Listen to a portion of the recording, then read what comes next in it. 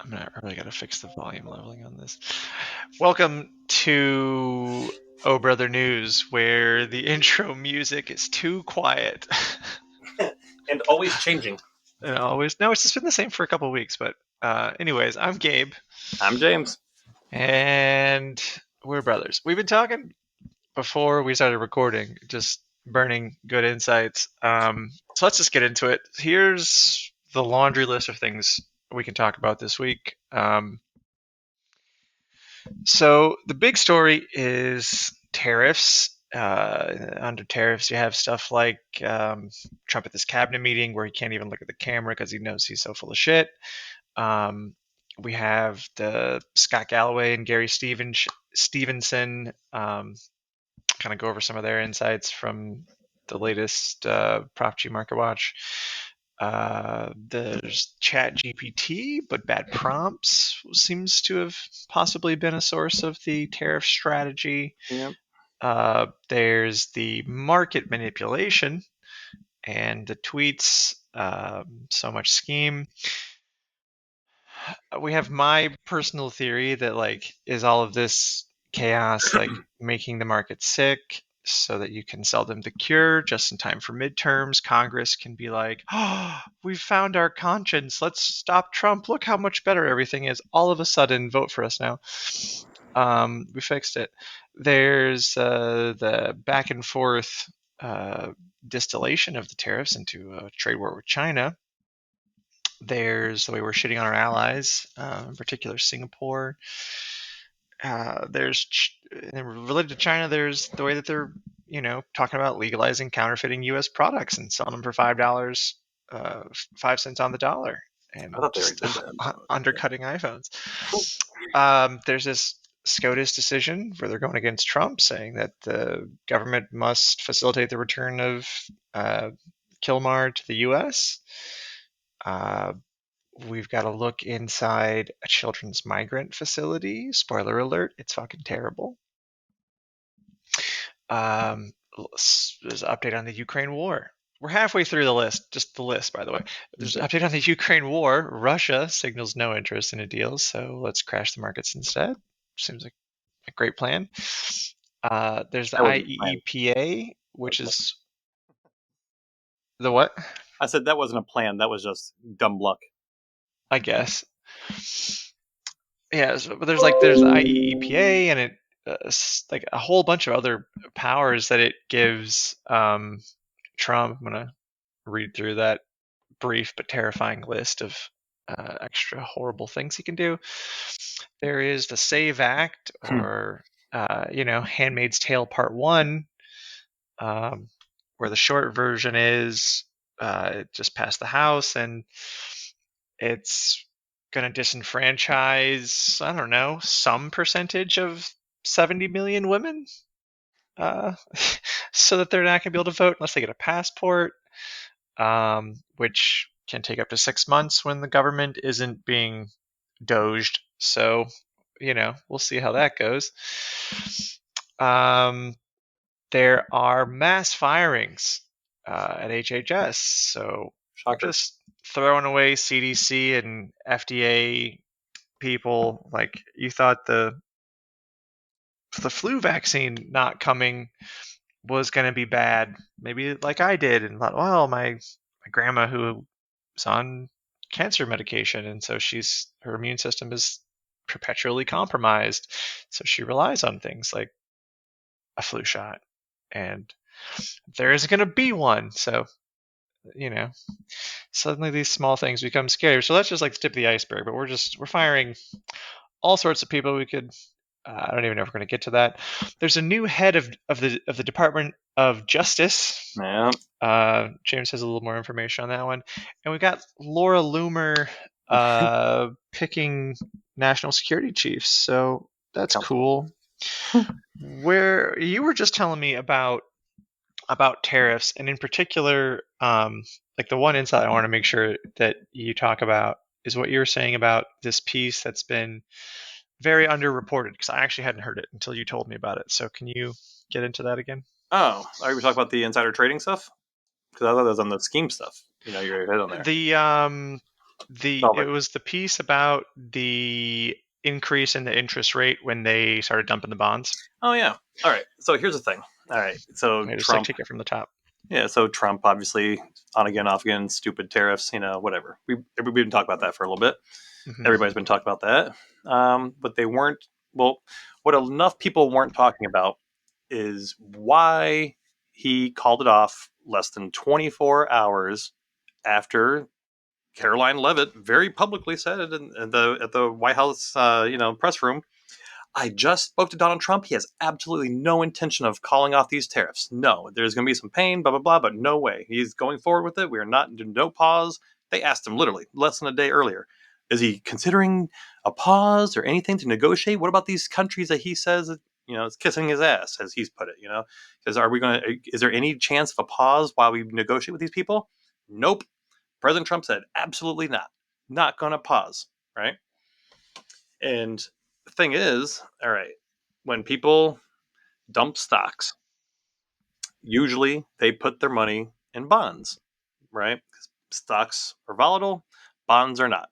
And like I can't remember who I was watching earlier. They're saying it just makes perfect sense. If you've already become a billionaire, you're already rich, you got all your money. You don't need to play the stock market anymore. You're already rich. You can take your money out of the stock market, put it into bonds where you get like 4%, 5%, 4.5% interest, right? If you're already a billionaire, there you go. You're going to get like, $50 million a year on interest and, payments, from the government, all right? So when stock markets has a big sell off, usually what happens is stock markets sell off, money goes into treasury bonds. When people buy up all these bonds, long term, then the price of the dollar increases, interest rates drop, right? If the interest rates drop, it becomes like your national debt, right? If you want to refinance your debt, right? Same thing with the government. They do the same thing too. They refinance their debt, right? $36 trillion in debt, people. So when the interest rate is going to go down, So and you want, who owns the oh, Japan owns the most. R36? Japan owns almost a third of it.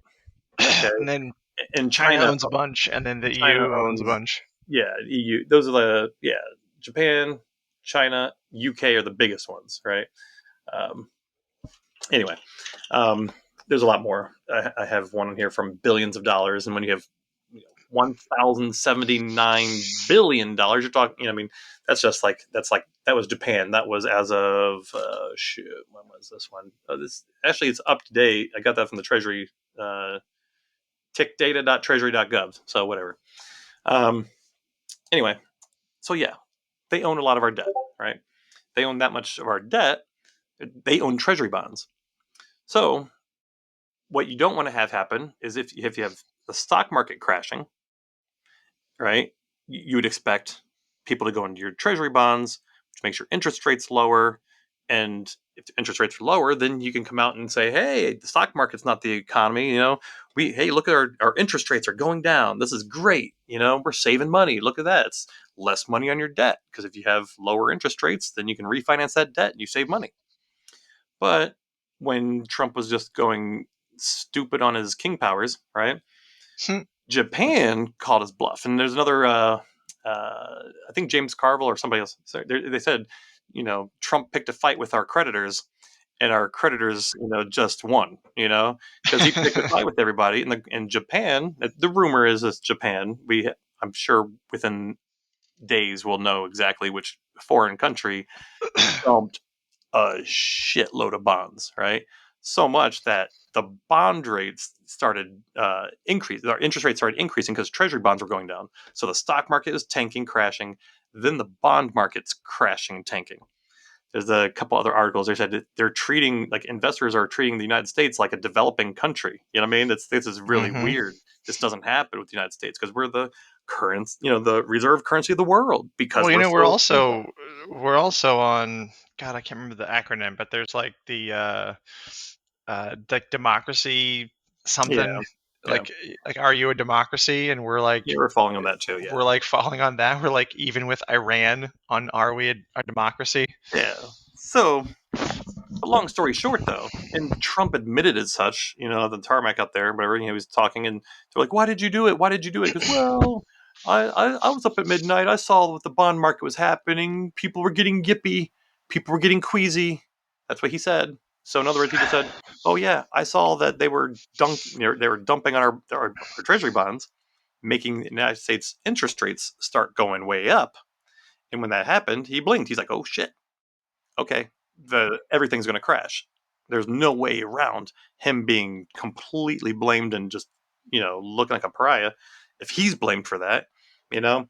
So that's when he decided, okay, I'm gonna cause it. I'm gonna call this off. I'm gonna announce a 90-day pause, everything else. But of course, not before he told all of his buddies what he's going to do, which is why the call options. Oh my fucking god, man! 1 hour, right? They started getting placed minutes before his tweet went out that says, "This is a great time to buy dash DJT." Right? So And I mean, so that by itself is like you have Marjorie Taylor Greene buying uh like $1.1 million worth of call options in a day. You Mhm. have you have him tweeting 5 minutes before he makes an announcement that like Oh no! clearly manipulates the Oh, market. he tweeted a couple hours before. I thought it was 5 minutes. No, the call options started coming in minutes before. Like the Oh, I essence, see. like the one person made like 509 call options, expiring same day, 5 minutes, like, or the hour, the hour leading up to his tweet, right? Hmm. That was 1 hour. In the 1 hour before he posted his buy post on Truth Social, call options were up 2,100% in that 1 hour. Right before he made that tweet, Mm. and then a little bit later, then just very shortly after, he made the announcement after all those uh, stock market bets were placed. And God. then they all got rich. And then he had his people in the office there. He's in the Oval Office with these other, like, business guys, whatever. He's all like high fiving and yucking it up with these guys. He's like, "Hey, you made 6.5 billion today. You made 500 million today. Oh man, how much did you make?" And he's like, they're laughing in plain view, open view, laughing about how they did that. You have a link for a video of that? Yeah, here, let me look up Yeah, real fast. put Give it me in one the second. Notion. I'll include it. Okay, Yeah. all right. So you can go on the next thing. I'll look that up and I'll get it. Okay, cool. Um okay, so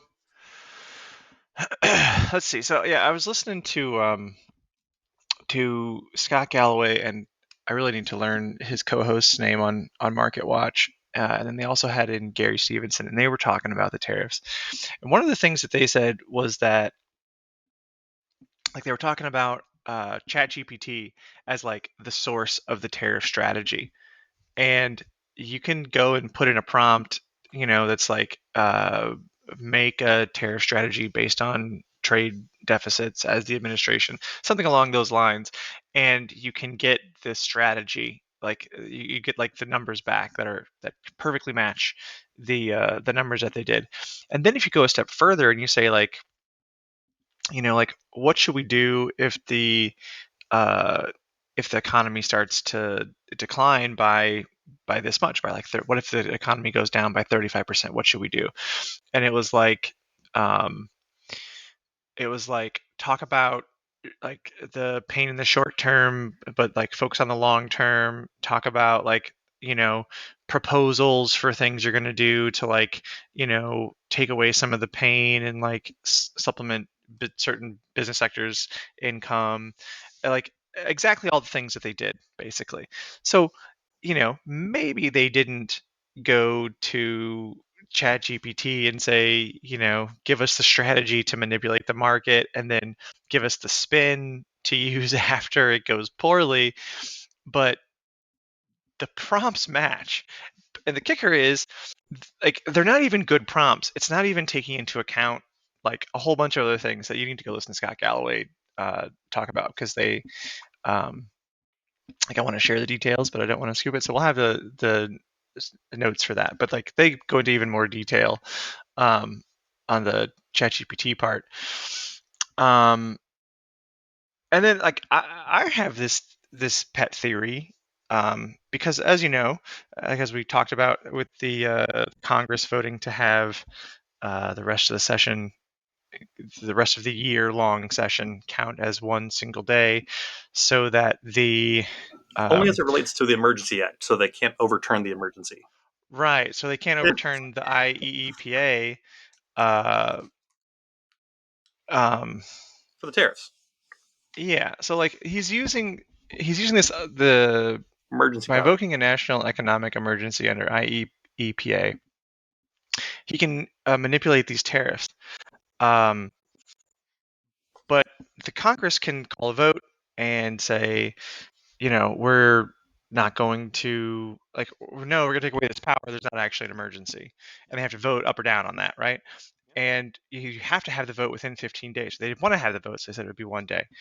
Um, but my theory is like this could be like a, light the house on fire so you can sell someone a bucket of water, where you let him screw around with the tariffs until a few months before the midterms, and then you let Congress sweep in and say, "Oh, we're voting to stop the tariffs. Like the madness has to stop. We've got this under control." And then, even things out and let everything get better, and then let Congress, the Republicans, take credit for it to try to help them in the midterms. Yeah. See, I don't agree with that theory for a couple of reasons. Okay. One reason is because in a party with an unpopular president, here's the thing. Like Trump was an unpopular president, right? They stuck with him, right? Hmm. He was unpopular, they stuck with him, it helps them. Every time a party runs away from its leader, its president, its nominee, right? Every time the party runs away from their unpopular president, they do worse. It's tried and true for hundreds of years, right? If a Mm. president's unpopular, the own party, the thing, it's God, it's like so psychological, but people can never get this through their thick skulls, right? Like Biden. I swear, I still think Biden had a better shot at winning. Right? He did. His Ah, party, man. he was unpopular. Right? But when did his poll numbers really start dropping? When all the people in his party saw, oh shit, they panic and they start dunking on him. When they start dunking and they start turning away from their president, that's when his numbers really turn south. The reason Trump doesn't have to worry about that because his people, his party always sticks by him, right? And why do they always stick by him? Because it doesn't matter, and they've realized this finally. I mean, not saying it finally like it's a good thing, but I mean they realize it doesn't matter what the country thinks of him as long as their primary voters like him, and the primary voters are the ones who get to pick the nominee. They're not going to cross him. It doesn't matter if he's gone down like 40 points, man. With young people under 29 is polling. These morning consult polls came out. A couple weeks after the election, he was plus 11 for people like I said, 29 to 35 or 18 to 29. The 18 to 29 demographic, he was plus 11% on positive, favorability over unfavorability. Hmm. He's now negative 30. He's lost 41% of that demo, right? Across the board, everybody way, way down. Doesn't matter at all because he's still got 85% popularity in the Republican Party. And among the really fervent people who will vote in primaries, he's even just as high or higher. So they know if they turn on Donald Trump, it doesn't matter if the whole country has gone down like 40 points underwater on him. They will get primaried by some right wing Trump loving zealot, you know, and they don't want to lose in the primaries. So I mean, I think the only way that they would get like the pushback to that are two things. So first thing is on Biden and the Democrats turning on Biden. Part of the reason that they turned on Biden was because they were seeing poll numbers that were indicating that we were going to have a big loss in the House and the Senate. they didn't Like, start and having that. we still had a loss, They but didn't have that until they kept dunking on him for like a month and a half. That's no, when his poll numbers they dropped. You started could see it. dunking on him. Like everyone was still saying he's the nominee, 100%. It's totally he's the guy, whatever. And then they saw that their numbers were going down. And the way that I heard it was that that was the argument when it was, whoever was in the room saying, "Hey, you gotta pass the baton, dude." That was the argument. Was that the down ballot effects of him running again, like, yeah, okay, maybe you're gonna win, but like it's gonna do you no good because they're gonna have this huge majority and they're gonna just, run us over. Yes, but they kept doing those polls over and over and over again. They kept talking about it. They kept going the story. What should he resign? Should he get out? Could he? And then people just kept talking about it. And Democrats and some Democrats were talking bad about it, and then other ones weren't. And other people started. It was a self-fulfilling prophecy. They if yeah, I mean, it was a self-fulfilling prophecy, man. That's what it was. So the other thing is that there's a difference between um I don't know, like the sort of like showmanship, the dramatization of action by the Congress and like meaningful action. And Hmm. Oh, allowing Congress to say, "Oh, we're taking the reins and turning off the tariffs," oh, instead of like the Senate. I tr- mean, you're talking about the Senate then. The Senate yeah, vote. like if Trump was ready It meant nothing. to It meant if nothing. Trump is ready, like that could be the plan, like I'm gonna make the economy a shithole, and then I'm gonna let you guys sweep in to save the day, so we can still win in the midterms, and Yeah, that, but yeah. The thing is, though, man, he's already done so much damage. America is going to be paying for this for the next 20 years at least. So that's the Because other thing is that even after he, excuse me, even after he announced like, oh, we're just going to do 10% on most of the countries for 90 days while I give them a chance to do a deal, and then I'm going to like just like go fucking crazy with China and do like 100%, just nonsense tariffs. Um, like it didn't it like it bounced up a little bit, but then like it went up like 7%, but then it closed um like down 3.6%. So like the market is reacting to the volatility more so than like, whatever the current tariff amount is. They're like, oh, we don't trust you. yeah, And exactly. Trust. And that's and the an number one thing. investment requires trust. Yeah. Deals are, it's like the And same thing as like trying to make a deal with Russia. Like there's no point making a deal with Russia because they're not going to fucking honor it. So like what's the point of making, oh, he can come out and make the best deals, the art of the deal, all he can whatever, but like no one's going to try to invest in America when they don't think he's going to honor it because he can just flip and change his mind the next day. yeah. And I actually want to put a link to this video here. I was watching another one podcast, like a guy I really like watching, Jake Bro, on here. He's got Mhm. almost 600,000 subscribers. He's raised Yeah, I more want to watch money that for one. Ukraine. Oh my God, it's been amazing for Ukraine too, right? He used to be like a stocks trader guy. That's what he used to talk about before the Ukrainian war. And man, he has been so clutch for Ukraine too. By the way, millions and millions and millions of dollars in equipment and stuff he's been raising. That's And awesome. awesome guy. Anyway, this last video, say about 21, about the 21-minute mark, he talks about a lot of these people.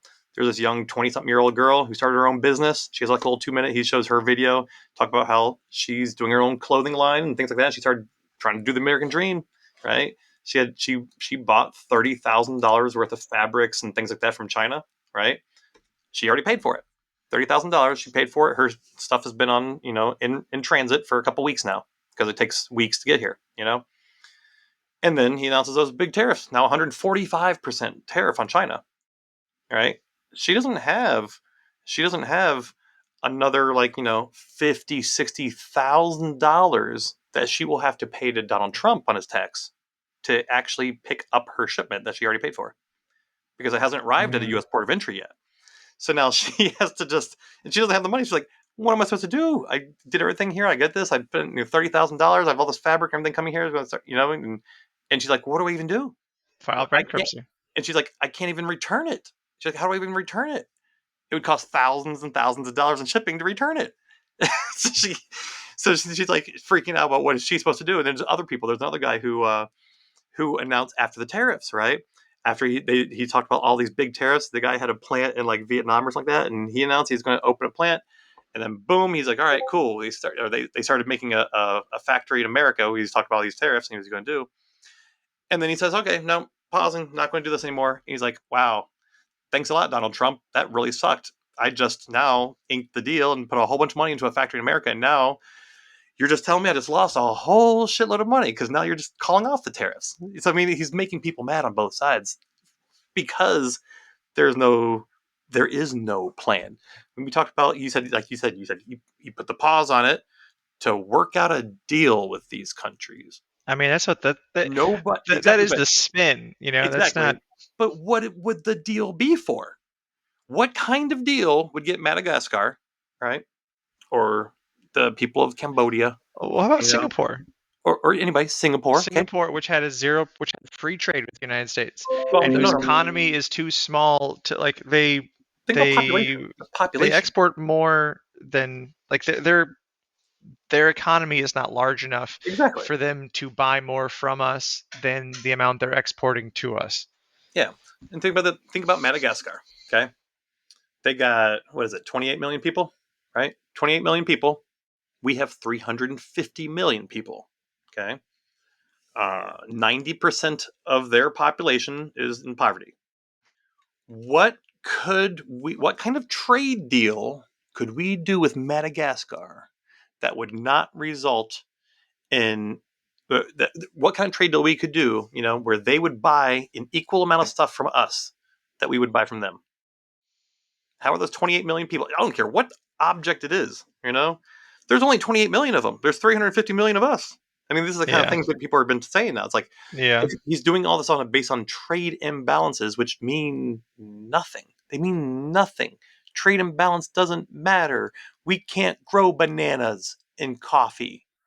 And, like the thing is they too is like don't have Texas coffee. They don't have Texas coffee. the idea Florida. that that Americans are going to do these jobs where they like get into a hazmat suit and like glue chips together, or or or we're going to like or work for a dollar we're an going to hour. manually screw in all the screws for an iPhone, Yeah, or we're going to you're talking sew about Nikes together. Like, you're talking about children of Cambodia, right? Children of Cambodia who work, 15 hours a day for a dollar an hour. Now, granted, hey, if the argument was we are going to tariff the fuck out of you because we are mad at those conditions, Cambodia, you can't do that to your people.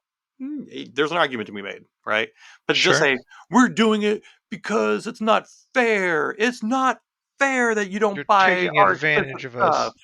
You guys are taking advantage of all you poor people who are slaving away 15 hours a day, and your children are working 15 hours a day. You live in a hut.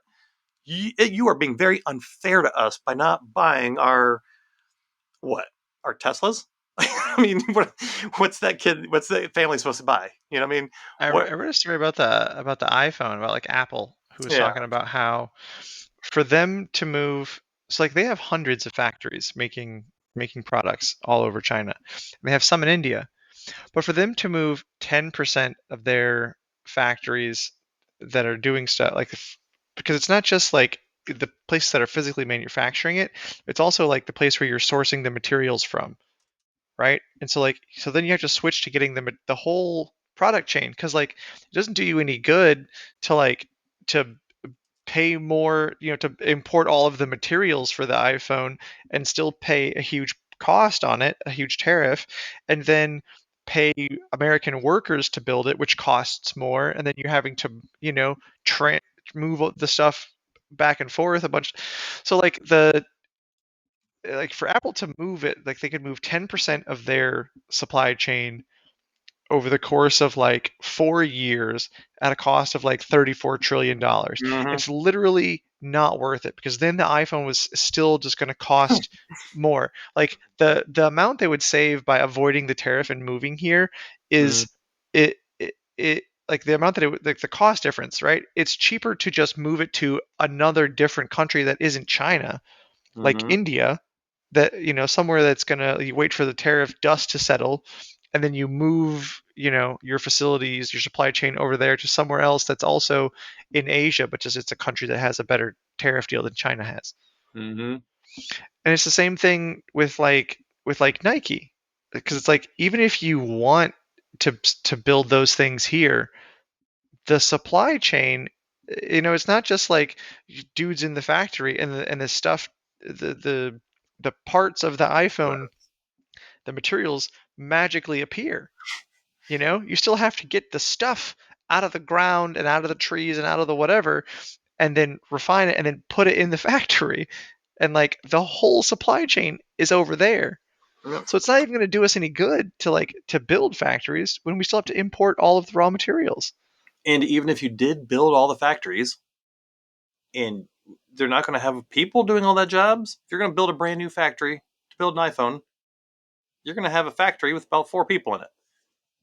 Somebody making sure the machines are turned on, somebody making Yep. sure the machines are running well, somebody to make sure the computers are all maintained well. You're not hiring a team of 100 people who are going to work for dollars a day. Do we talk about the the Tesla factory and the GM factory last week? Don't remember. I don't think so. I But had this whole I can't remember if I was talking to my wife or I talked about it on the podcast, but basically, I saw this video where I think it was like a perfect union video, and they were talking about how, and they're showing footage of like a GM car factory in 1970, and they're showing the auto workers. They're making $19 an hour, which mm-hmm. 2025 money is equivalent to $77 an hour. Yeah. Okay, so they're making $19 an hour in 1970, 50 years ago. Fast forward to, and it's a whole bunch of guys. It's like it's people in the factory. They're showing a video of Mm-hmm. them on the line. Then they switch and they say like, okay, well we still do some manufacturing in America. This is what it's like today.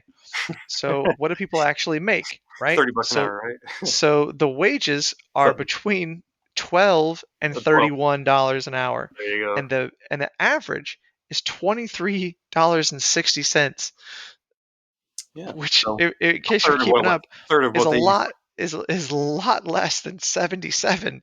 Like in 50 years, the average wage has gone up by $4.60. It's Yeah. like And inflation's gone obscene. through the roof. Yeah.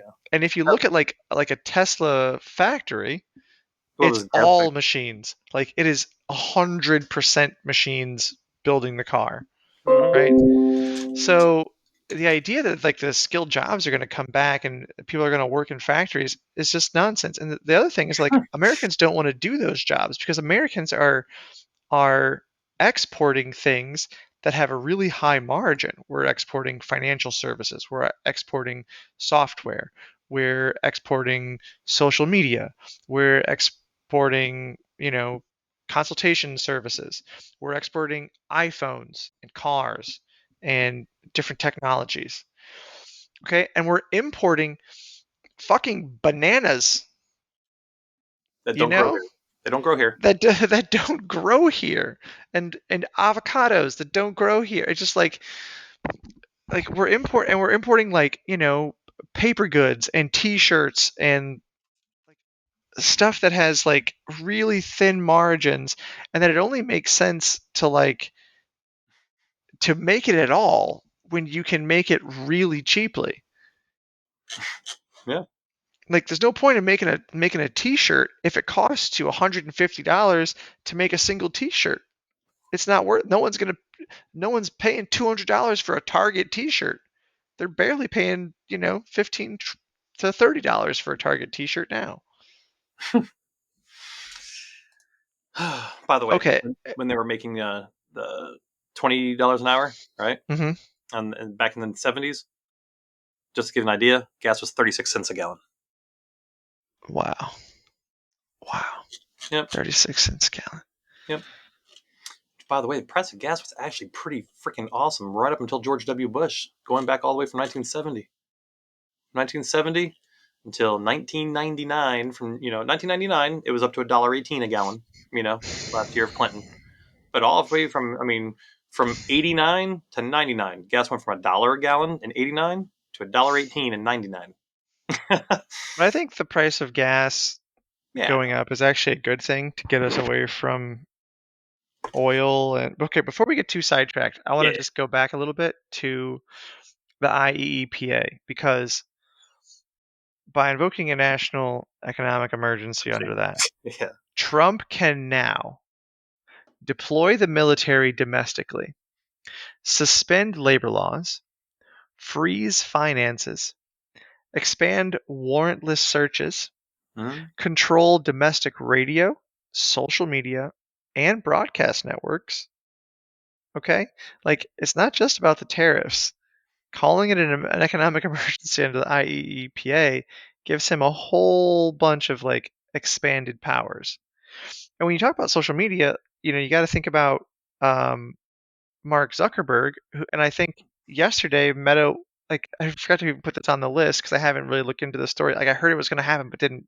I haven't looked into it yet. But the God, she was like the chief for like global strategy. She was an executive at Meta, um, and she put out a book really recently. It's like on my stuff to read list.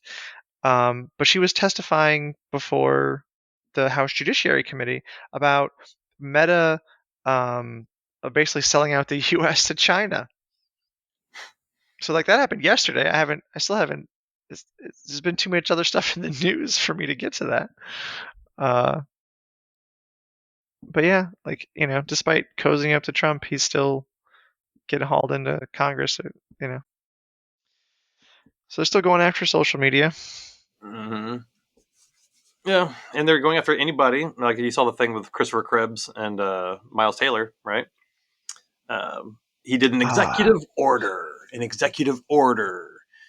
Two parts of this executive order. One is, directing the Justice Department to open investigations and go after them, right? And he went on to say it's like treason and everything else because, Miles Taylor wrote a book and Christopher Krebs said that election was the most secure in U.S. history. remind me who are they? What do they do? Miles Taylor was deputy chief of staff or something. Hold on a second, I'll tell you. Miles Taylor, Trump admin. He was anonymous. Remember Anonymous, the op-ed Anonymous, and they wrote the book. Talk about We Are the Resistance. Uh, Miles Oh, Taylor. Yeah. I didn't know. I didn't. I heard his name and like that Trump was going after him, but I didn't look into that story, so I didn't Yeah. dig into the So he was details. the chief of staff at the Department of Homeland Security. So when they had insider people trying to stop the kids in cages stuff and other horrible things that they were doing, he was one of the people who was, hey, whistleblower, hey guys, we're trying to stop some of this stuff, you know what I mean? And anyway, yeah, so he made a couple executive orders, one going after him and one going after Chris Krebs. I mean, this is actually kind of funny too because I'll get into that in a second. But yeah, he's basically saying he's ordering the Justice Department to go after these people, right? Uh, to investigate any malign acts he participated in, right? Like this is for Christopher Krebs, who is in charge of the they call it CISA, Cybersecurity and Infrastructure Security Agency, which, by the way, is the same agency that he already directed to stop anything about Russia, stop doing any defensive actions against Oh Russia, yeah, stop yeah. doing anything like that. So Stop part of planning the any counterattacks. stop planning counterattacks, stop playing defense. And I think Russia's they off actually the just table. like disbanded the group, right? Didn't Hegg says just like completely? Well, uh, no, I don't think they disbanded the whole thing, but I don't know. I know they stopped anything about Russia. But also, part of the executive order also says to go into everything that the Cybersecurity Infrastructure Security Agency did within the last 6 years. All right. Not just when Krebs was there, right? By the way, Krebs was a Trump appointee, but he was really mad that, he said it was so secure. But he also, part of this order says they need to investigate all of the actions taken by that, by that agency over the last 6 years. The conspiracy theorist in me says they want to know what they were doing to stop interference in the elections so they know what to make Russia aware of to help them the next time. That's what I think. That's just conspiracy theory talk. But I think it tracks. But it also tells everybody in the current administration, don't you dare think about, speaking out or being a whistleblower or anything like that. Otherwise, we are going to sick our Justice Department on you. Look at, we're making a big public show about it. And you are going to have to pony up a shitload of money for your own lawyer to defend yourself.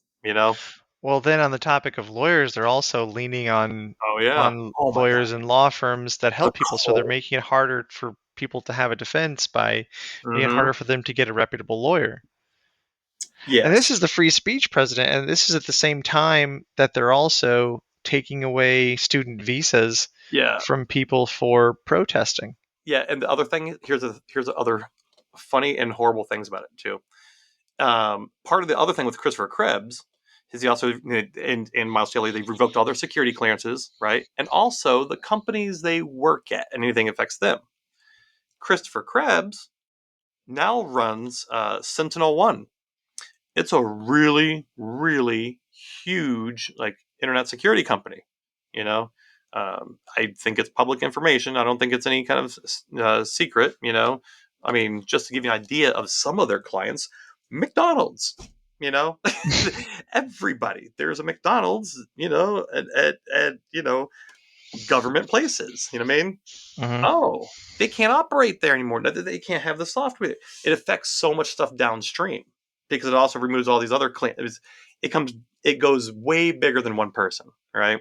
It's to threaten companies, to threaten the firms, like you said, the firms that have these people.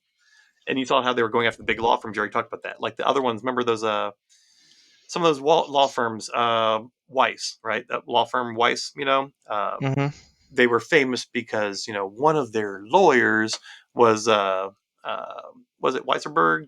Can't remember who it was. One of the lawyers who were going after Trump, in the Justice Department now works there, and so Trump decided to try to do a shakedown, threaten a stupid, frivolous lawsuit. But this law firm wants to get on the good graces of him, says, hey, don't come after us. Hey, we'll do some pro bono work. Hey, sorry, man. Hey, it's all good. We love you, Trump. Right? And he got them to agree to $40 million in pro bono services from this thing. The deal is instead of Trump being mean to them, they'll do free work on his behalf to promote the interests of the Trump administration. And so now this big, huge law firm, Weiss, Rifkin, Wharton, and Garrison, Wow. they are now going to be doing their pro bono work is to help the coal industry, to That's go against right. That's right. yes. Yeah, it's going to help them. They're going to help coal industry, to go up against EPA rules and try to, do pro What bono EPA work. rules? They got rid of like 2,500 fucking regulations. They were just like lead in the water, child labor. Get Yeah, out of here, you crazy clowns! Like we're gonna let the exactly. put the kids into work, put the lead in the water, give it to the kids as they Yeah. go into the mines. Yeah, they want to use them to try to get lease deals and everything else, and God. to, for a dying near dead industry that should just be gone. Anyway, that's just one example, but yeah, turn people who would say anything about you or represent anybody who says anything bad about you and squash dissent. You know.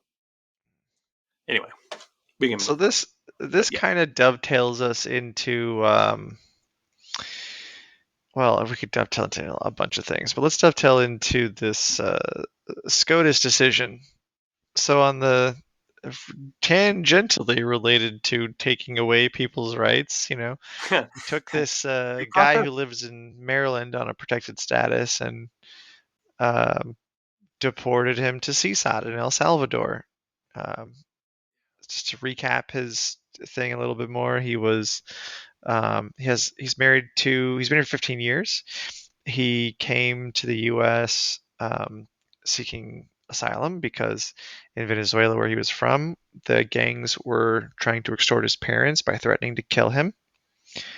So he came here to get away from the gang violence. Um, he's married to a United States citizen, and they have a child who has autism. Mhm. And he had a protected status, like a current legal status where he couldn't be deported. He was going to all of his court dates. And like 75% of the Venezuelans that we've sent to CSOT, No criminal he record. has no criminal record. So 75% of the Gabe. supposed MS-13 gang members have no criminal record. And not only do they have no criminal record, but like the whole idea of due process is that It's an is that inconvenience. It is is an that inconvenience. if you want to say this guy is an MS-13 gang member, he's here on this status, but He gets to defend himself. he's doing bad stuff to America, so we need to get him out of here. You take him to court and you prove that to a judge or a jury or both, right? Like that is the purpose of due process. That's the thing that's in the Constitution, not once but twice. It's an inconvenience. Due So, process. anyways, a lower court gave the government 7 days to return him. And then the case went to the Supreme Court, and um, well, notably in between that, Pam Bondi said, "Look, he's a criminal. He'll be in That jail too. there, or he'll be in jail Agreed. when he'll be in a detention center in the U.S. So it doesn't really matter where he goes. But we're not bringing him back." And then it went to the Supreme Court, and the Supreme Court a few days ago issued a temporary stay that said, "Well, the lower court judge doesn't have jurisdiction over El Salvador, so he can't That's not what they said. reasonably compel That's the not. government." That's not what they said. That's not what they said. That's They not said that no. was the So argument that the Trump people were saying. that was the argument the Trump people were making. Supreme Court. It sounded really shitty at first, and Fox News was spinning as a win. What they said is they gave a stay. They gave a stay against having to bring the guy back within the week. Without having to bring him back immediately. Hmm. They said that the judge, right? They said what they said is it shouldn't have been filed under federal administrative procedure case. It should have been brought under a habeas corpus petition, right, for due process. Mm. That's what they said, and they said, hey, if it's under, it should have been a habeas petition, right? And that's what they went 5-4. Now, 5 people said for the stay. 4 people said no, they shouldn't even have a stay. They should bring him back. But like they said, and this is the good news about the thing. They said they immediately made it so like they knew the case would come right back to them again within a couple days, right? Hmm. The other thing is all 9 justices said you have to give somebody due process. You have to. There is no just whisking them away and taking people to another country. All 9 agreed on that. They said they had to have due process rights. They had to have a hearing. They had to have a judge and everything before you could send them over there. So that's the good part. The other good part about it is, well, there's good and bad, but the other good part is they said for these people who are already, they said one thing is this. They said if you make a habeas petition, you have to do it. You have to file your petition in the state where you were detained, which is kind of murky because they took people from different places and then they detained them in Texas, right? Because Texas is known for their left wing activist judges, right? Right. So it's Right. kind of like a shitty thing. They would have to make a petition in Texas, right? A lot of them would. Hmm. Um, but for all the people who are currently in CCOT who didn't get their due process, there is no, they're being detained in El Salvador, which is not under the jurisdiction of the US, right? Hmm. So, where do they make that petition?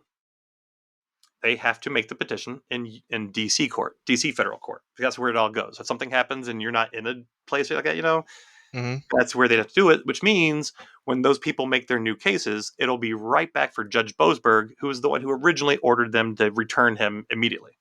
So they're going to end up having a second round at the same judge who already said they had to come back the first time. You'll definitely tell them they have to come back the second time once the habeas petition. So there is some good but I, news. but I thought that they ruled today and Today on the said, one guy. Today on the one yeah, guy. on the one guy, and they said that they have to return him. So the Yes. stay was a few days ago, but today they came back to it and said that Yes. the government must facilitate Yes. the return. And there's a lot of petitions being made in DC court now for everybody else, for a lot of the other people. Not everybody, because a lot of people don't even know their loved ones were scooped up and just disappeared, which Mm. really, really should be more terrifying. I cannot believe it's not. I get why it's not a bigger story because there's so many little nuclear bombs going off everywhere, but this really needs to be the bigger case.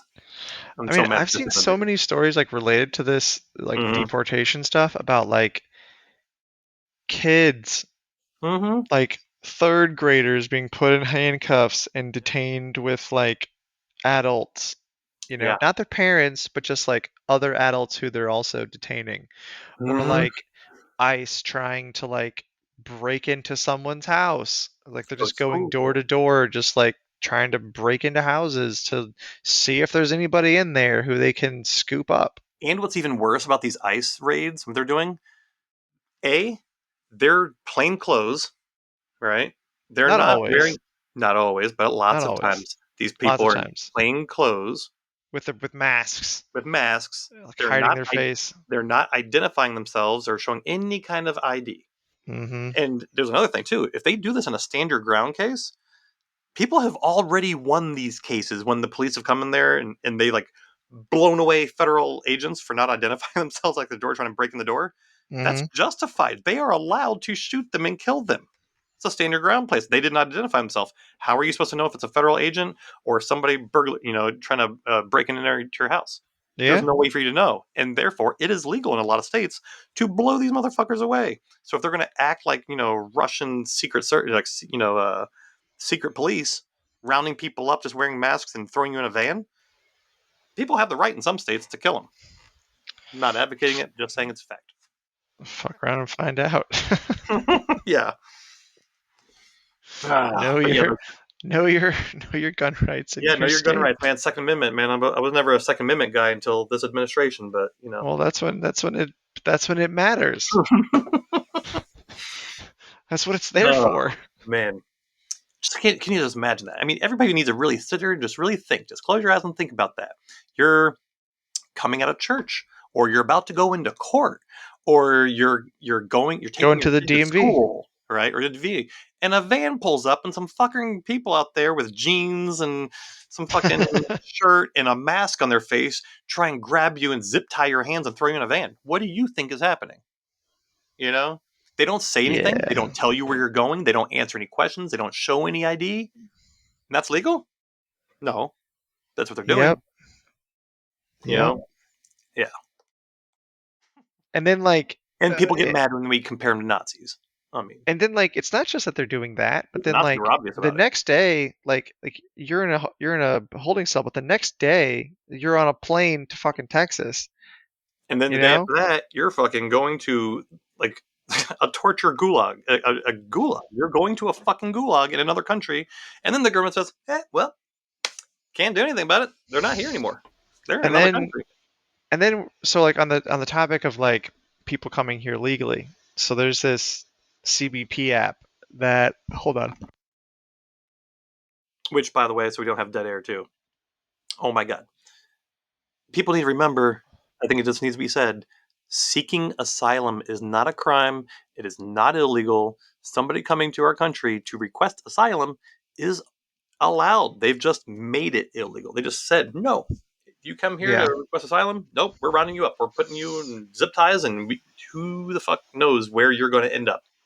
yeah.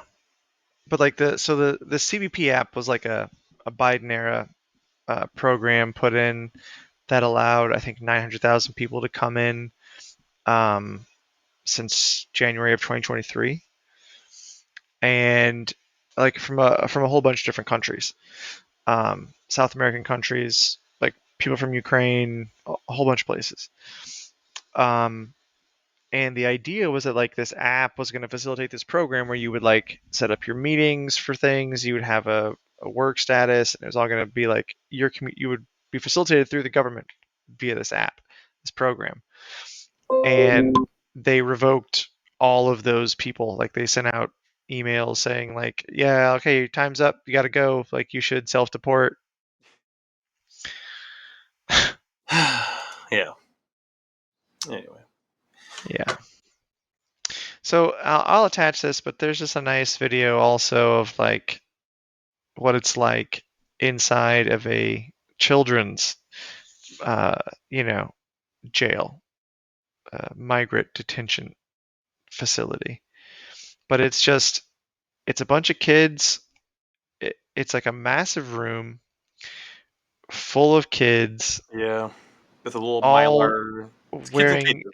It's kids in cages. yeah, just, I mean, it's horrible. It, It is actually way worse than the conditions of the players on Squid Game. It is 10 times worse than what they had. and they had beds. They actually had beds. These kids do not. These kids have a floor. Yeah, They had a place to sit and rest. These kids have the floor. have a floor, They have a and then they floor, have and these like they have plexiglass those walls that serve so like kind of like they're like a pet at a pet shop. Only and they're like super chrome. bright lights. Yeah, all the time. Yeah. And a lot of them are in there, maybe their English isn't so good, maybe they're young, maybe they have, you know, mental health issues, or disabilities. It's just it's horrendous. Yeah, and yeah, I mean, and yeah, and just think about, and if you want to think about anything else too, remember this also was rampant the first time around, right? Back in like Hmm. 2019, 2018. Just remember how many of those kids were sexually abused by those people, I mean, where they were being detained. Happened, thousands of them. Thousands and thousands of children abused because, when you give somebody the authority to act like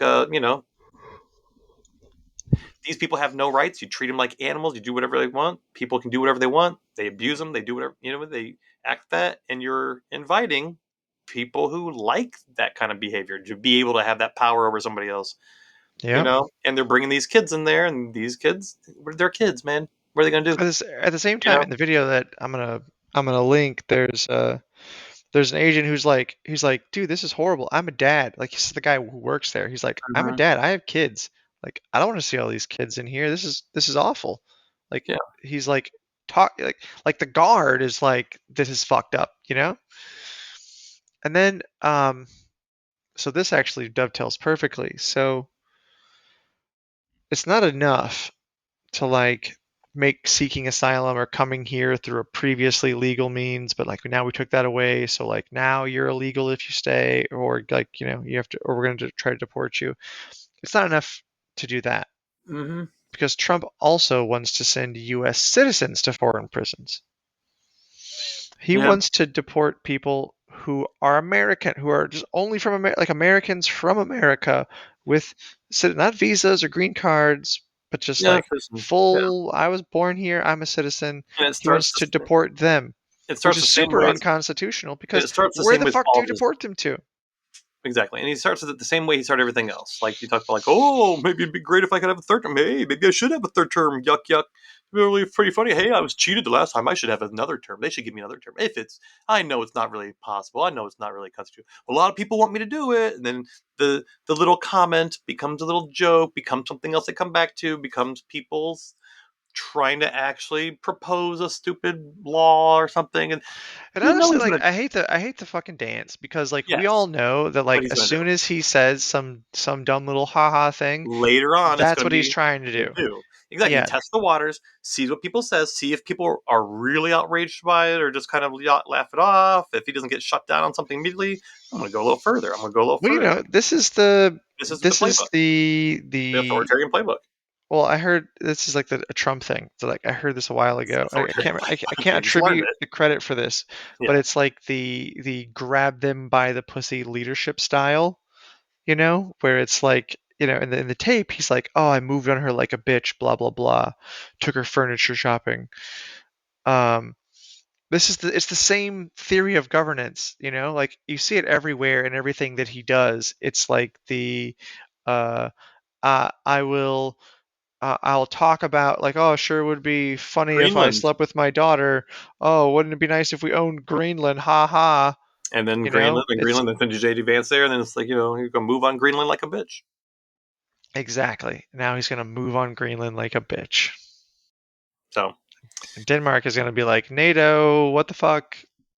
yeah.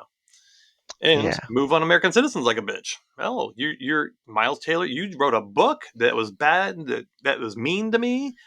I'm going to order my Justice Department to go after you. Oh, you were starting, and like protesters. All these people that are, the DHS is rounding up or trying to deport or not allowing it to the country. Well, he was part of an illegal protest. It was a protest. It was illegal. He was supporting Hamas. He was a pro-Palestinian person. They didn't do anything. It was an Yeah. illegal protest. We need to put him in a camp.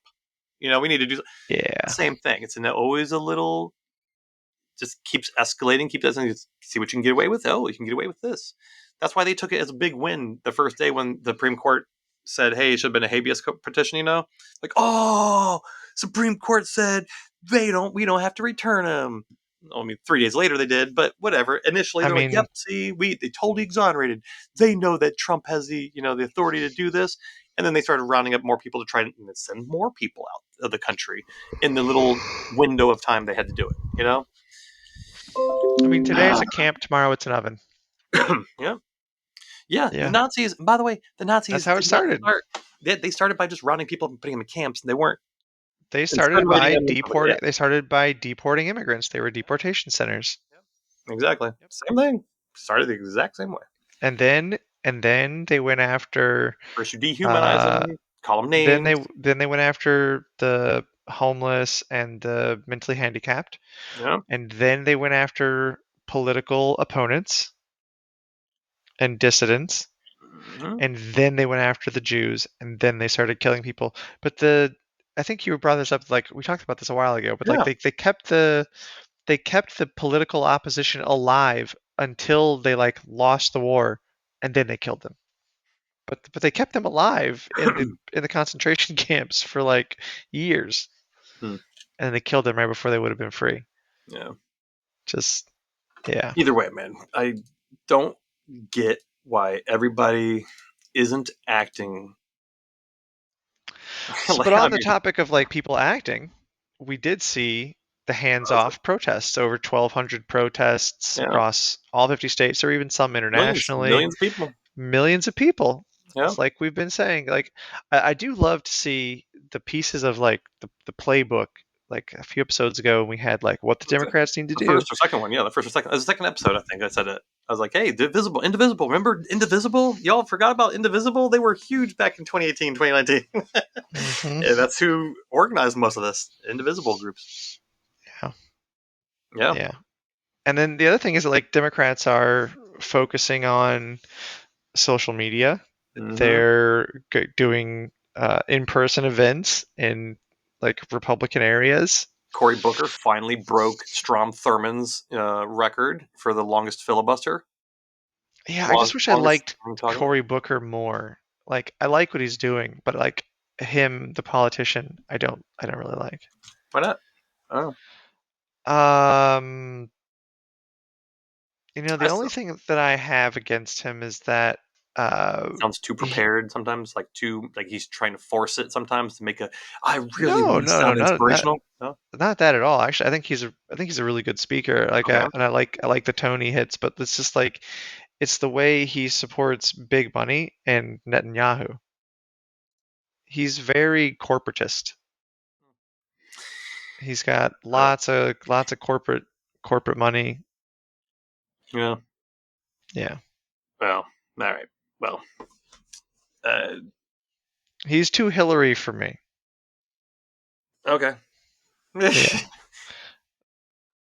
All right. I wasn't expecting that, but okay.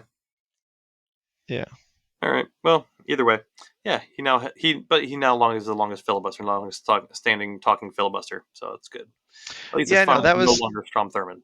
Fucking that was horrible. great because they were. He was like, 25 people are hours. saying you gotta. If we want you to see you do more, and it's like, well, Mm-hmm. politically our hands are tied, but like this is a thing that we can do, and I think that's the sort of thing they need to do. Like you need to be every opportunity to Immediate. impede, Yeah. every way that you can be a thorn in their side, a gear in the ointment, or whatever.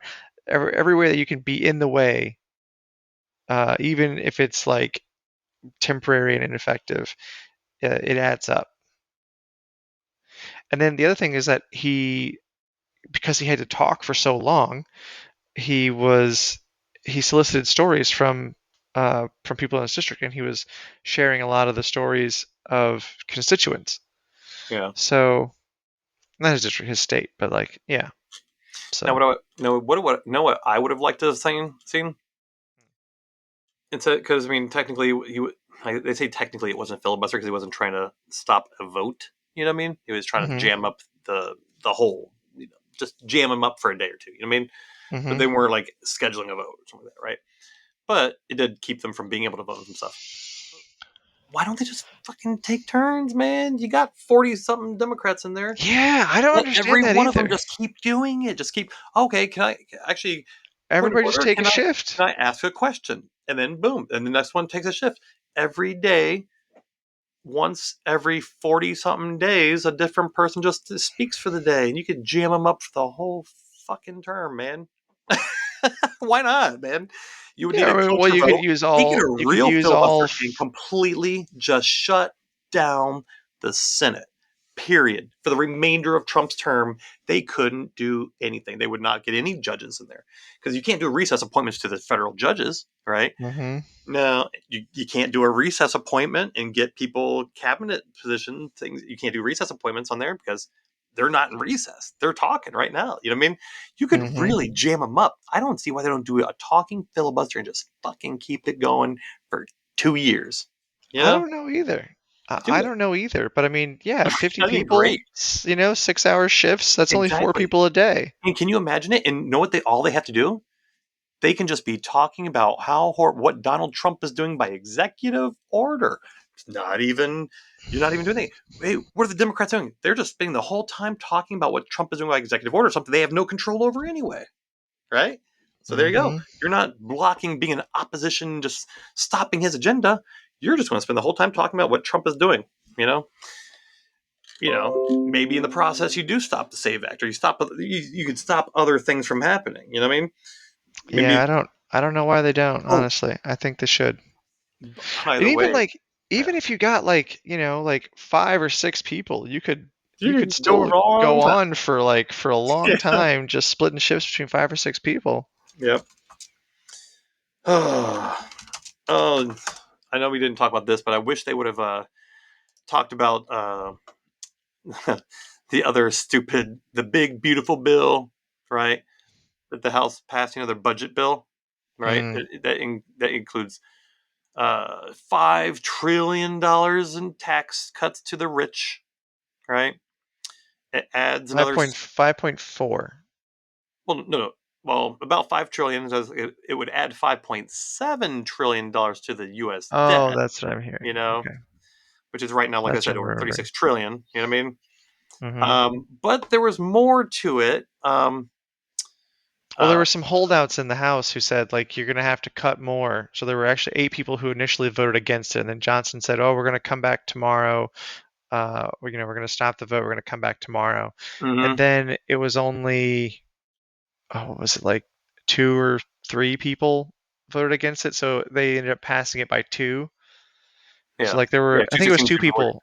Yeah, it's two Yeah, I think it sixteen was to 2 two people fourteen. still voted against it. So it was Yeah, like Indiana and somewhere else, but the funny thing somebody voted is, against it. the funny thing is, the it's kind of like how they did the remainder of the Congress is one calendar day as it pertains to the IEEA, whatever right? So Mhm. the same way, what they did is they said that $5 trillion in tax cuts. It's almost like it's like Bush math on the Iraq War. They just aren't going to count it. Doesn't count. It just doesn't count. So they're not going to put it on the ledger of our books that they did that. They just said, "No, nah, that's already there." they just spent, What? yeah, they're just spending $5 trillion and saying we didn't spend $5 trillion. What are you talking about? And isn't it like many more trillions of dollars, but it's like over 30 years or something like that? Or it's over 10 years? It's Are like you talking about 30 the trillion. It's like 30 trillion over 10 years or well? Yeah, I mean, I don't know exactly how much that was, but yeah, I mean, it's 5 trillion, a year in tax cuts. I mean, if you went 10 years, I think it'd be 50 trillion. Now they said they're going to reduce the spending by $200 billion a year. So I guess over 10 years, that would be $2 trillion. So it comes down a little bit, I guess. They didn't say it's a minimum of 200 billion, a minimum. That's just a starting point, or 2 billion. Was it 2 billion? 200 billion. What is it? Let me read. But then like the thing is like they were Oh, it's saying four like, billion. "Oh, It's 4 billion. you're Sorry, I not was wrong. It's 4 billion. 4 billion a year in spending cuts, 4 billion a year in spending cuts." but a 5 trillion tax cut. But they don't count that because that's we got Well, used that's to why you had a it. few Republicans, 8 of them, who were like, "Yeah, you're not cutting enough. You want to give away 5 trillion, fine, but you're going to have to cut more shit." And they were like, "Don't worry, we'll cut more stuff in the Senate." But then the Senate is like, "Dude, we're not cutting Medicaid, Medicare, and Social Security because we're not trying to get crucified." But there's nothing else to cut, guys. Like like the easiest solution. Like you're like trying to squeeze water from a stone when like you have like a giant water bottle right there that like of rich people you could just like pour yourself a glass. Like it's so ridiculous. Like why don't we just tax the corporations and tax wealth? Yeah. Like Well, you, just you can remember, pay down the debt and fund all the social services and like yeah, you should make sure that things are more efficient and we can do things better and blah blah blah. Absolutely. But like if that's your thing, if you're like let's like be more efficient and spend less money on the government, then why is it that they're rolling back the ability for Medicare to negotiate the price of drugs? Why is it that they're rolling back the caps on the price of insulin? If they're trying to be more efficient, why are you making it so the government has to spend more money on drugs when we already made it so we could spend less? and yeah, and also about efficiency, right? This was not on the agenda, but they Yeah. are moving forward with it. Trump really, really wants it for his birthday. His birthday is coming up soon, right? Let me find out When's his what's going to birthday? be. Trump's birthday is his first 79th birthday, June 14th, 10 weeks away. Okay, somebody needs to tell Elon Musk about his plans. Now, I was reading about it in The Hill, right? But unfortunately, Doge was not notified of this, I'm sure, because of waste, fraud, and abuse. I don't know how this is going to go through. Oh, the $90 But million parade. yeah, $100 million military parade, man. He has to have his tanks and his military, officers and everything on U.S. soil, marching with his tanks and his Bradleys and his missiles and everything else going down the street, just like the Soviets had and North Korea does. He's always said he wanted it, and he tried to get the first time, and they wouldn't do it. But it's his birthday. The dear leader needs to have his Soviet style military parade. And that's going to cost $100 million, which is actually nothing. That's also nothing compared to the grift, the unprecedented amount of money he has been jacking up over his first term to what he is charging us taxpayers for him to golf. God. Oh my God, yes, golf. Jesus. Let's pull it up. Trump golf track. Let's see where are we at. TrumpGolfTrack.com. Days in office, 80. Days spent golfing, 21. Time spent golfing, 26.25% of the time. Most recently, April the 6th. Yeah, There's a YouTube video of it. he did 547 times in his first term, right? Mhm. But yeah, he's charging way more, right? Way more. He's already charged $26 million to us taxpayers so far in just 2.5 months. 2.5 months, already 26 million. So let's just do our math here, right? I'm gonna pay me using your money so I can golf at my golf course. Yep. So you got Of course. 52 weeks in a year times 4 years. That's 208 months. He's cost us 26 million in 3 months, right? Uh-huh. So if you go another calculator here, 26 million divided by 3 months, that's almost 9 million a year. So times 9. Let's see, $1,872 million. It's gonna charge us $1 billion That'd be a to billion. golf. It's going to cost us taxpayers $1.8 billion.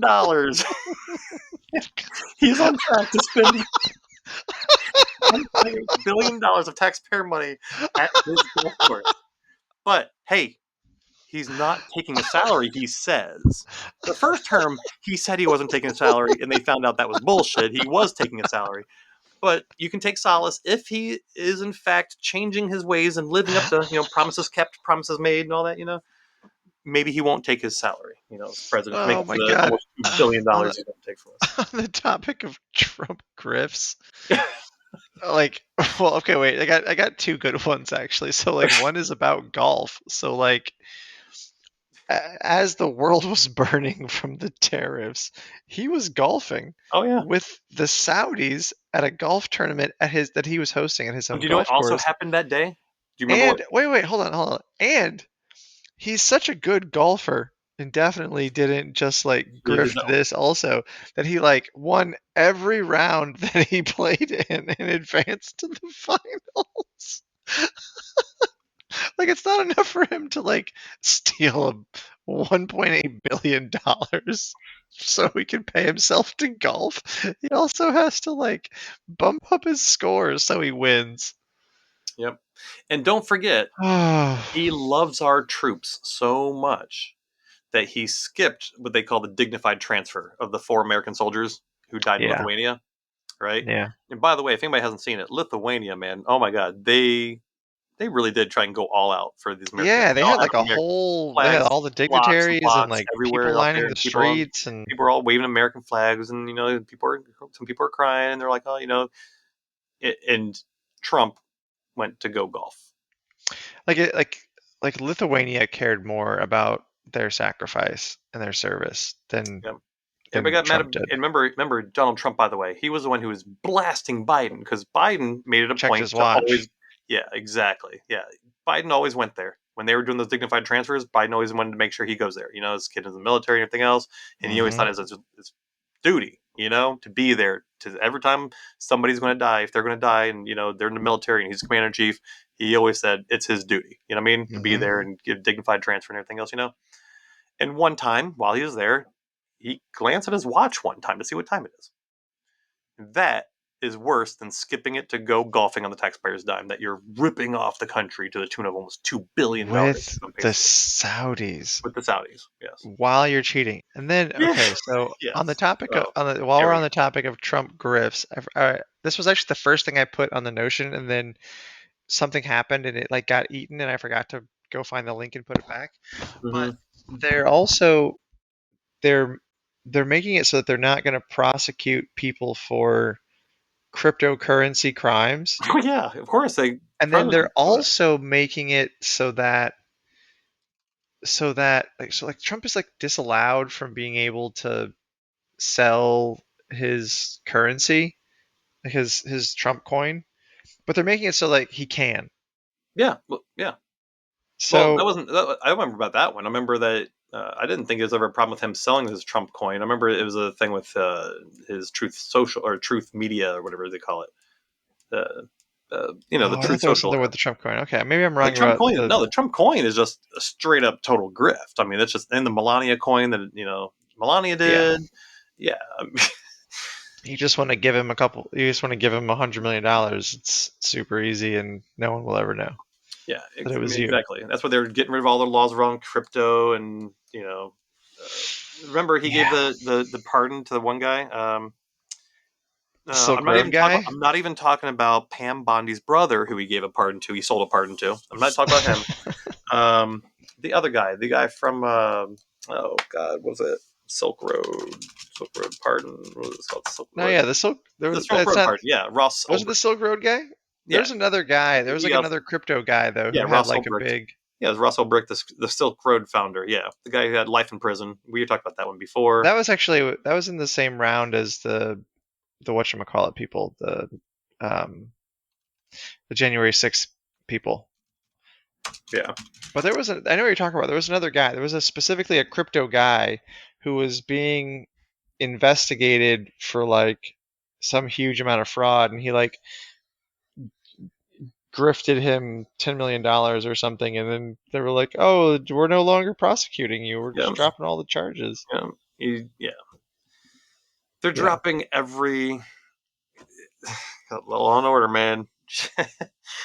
They're dropping everything that any way protesting that they is could think supporting terrorism, but anything that like can support actually terrorism assaulting the and money U.S. government is laundering. totally fine. Yeah, if there's a way to do money laundering and illegal stuff, they already told the Justice Department not to go after any white collar crime. There's no more white collar crime division at the Justice Department anymore. They already said that. Crypto stuff, got rid of that. We're not going after anything crypto related. Do all the money laundering. The cybersecurity people don't go after anything crypto. Don't go after anything in Russia. Hey, money laundering. Hey, we're not doing that. America first, baby. We don't care about any of It's this stuff. a it's a great time to crime. Exactly. Yeah. So I mean, yeah. Is it any wonder with the Trump coin, the Melania coin, everything else? I mean, if you're gonna sell somebody Bibles and golden shoes and shit, and you're gonna have your own crypto coin, and you're just looking to make a buck, you're gonna do anything you can to make Oh a my buck, God. and you know, A leather embossed Bible with the Constitution in it, signed by Donald J. Trump. It's a collector's item. yeah, And then you yeah. They gotta sell like disbanded. Yeah, the the U.S. the Justice Department. AI picture of you holding the Bible and with Yeah, this muscles. this was 2 days ago. Yeah, U.S. Justice Department disbands crypto enforcement team, citing a Trump executive order. It's disbanding Uh-huh. its national cryptocurrency enforcement team and ordering prosecutors to narrow crypto investigations to focus on only drug cartels or terrorist groups. It says, yeah, that's what they said. It was launched in 2022. Yeah, It's a great day to get away with some shit. yeah. Okay, so we have on our list. I'm sure we could find other things. So we have on our list four more things. Which one do you want to do? We got the SAVE Act, the HHS firings, the new head of the DOJ, which honestly I don't know anything about. I saw you posted it, so I, that one's going to be news to me. I'm not And worried about the then SAVE Act actually, just because it's the Democrats can filibuster that. They're going to filibuster that, and they can't get around that unless they break the filibuster. And I don't know if they're going to do that, but I don't think the SAVE Act. I mean, we can talk about it briefly, but it's not going to go anywhere. the SAVE Act is basically going to require it passed the House, and the SAVE Act requires additional forms of identification. So if your birth certificate doesn't match your driver's license because you're a woman and you got married and you took your husband's last name, now you have to get your passport. And I'd say that 50 or 70% of Americans don't have their passport. I thought it was more than that. Don't have a passport. So to get your passport, you have to, Pay hundreds of well, dollars. you have to pay $160 Yeah, and you have to wait 6 months. And the yeah. 6 months is like standard for when the It, government is it's not. pre-Doge. Well, pre Doge probably is not even that. Pre Doge, I got my passport, man. I got it in like 2 weeks or less. You know what I mean? But this administration, if you have to get it to vote, yeah, I don't. I imagine they tried to slow down the mail, man. They're definitely going to slow this down. I Yeah, of course. Of course. mean, So shit. basically what it means is like up to 70 million women are going to be Hmm. disenfranchised. Yeah, That's that sounds like a part of his we got a plan to fix it. You're never going to have to vote ever again. yeah. But yeah, that's Democrats aren't going to let that one go through. Yeah, they said the fate is uncertain because Republicans don't have a large enough majority to avoid the filibuster, and the Democrats already said they're going to filibuster it. So I see. that's kind of DOA. What were the other things you want to talk about? The HHS firings. The Yeah. actually I want you to talk about the new head of the DOJ because I don't know anything about this one. Oh, it's not the head of the DOJ. I mean, that's Pam Bondi. The head of the Department of Justice, the DOJ's Civil Rights Division. All right, Ah, it's the okay. Civil Rights Division. Um, the people that the Justice Department. Lots of times, like the Justice Department's Civil Rights Division helped go after places where police brutality, where they're killing people like because they were black or whatever, right? And the Department of Justice say, "Hey, let's go in here. Look, we're going to launch an investigation against your city, right? Your police force."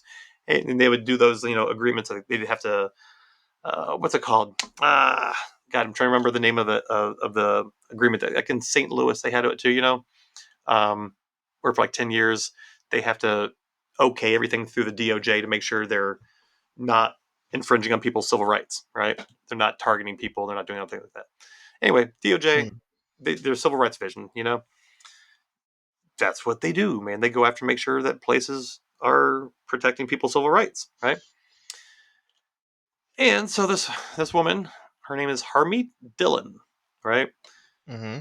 And she's famous for well, she's not famous, but she's very popular in the Republicans' eyes because She's one of those people who she co-chaired a group, Lawyers for Trump, right? And Mm, her group has been really at the forefront about trying to stop Americans' voting rights and saying that Trump was cheated in 2020. And she was one of the people who tried to take out Ronna McDaniel. Remember Ronna McDaniel Romney, who dropped her last name because Trump didn't like it? Yeah, Ronna McDaniel Romney, as wow. chair of the RNC when Ronna McDaniel was there. She didn't beat Ronna McDaniel because Ronna McDaniel still had a lot of friends at the time, right? It was supported by Charlie Kirk and a bunch of other people. Um, she's always railed against the Civil Rights Act. She says the Civil Rights Act, remember, she's the one in charge of the Civil Rights Division, right? She said the Civil Rights Act is a travesty. It all it does is, it's reverse discrimination. It's just a woke. It's all a bunch of woke propaganda. You know, she's an enemy. Like I said, she is an enemy of civil rights. She does Jesus. not believe civil rights are or should be a thing. She thinks it's just a perversion of justice. You So know? this is just another. We're gonna put the fox in charge of the hen house. Oh yeah.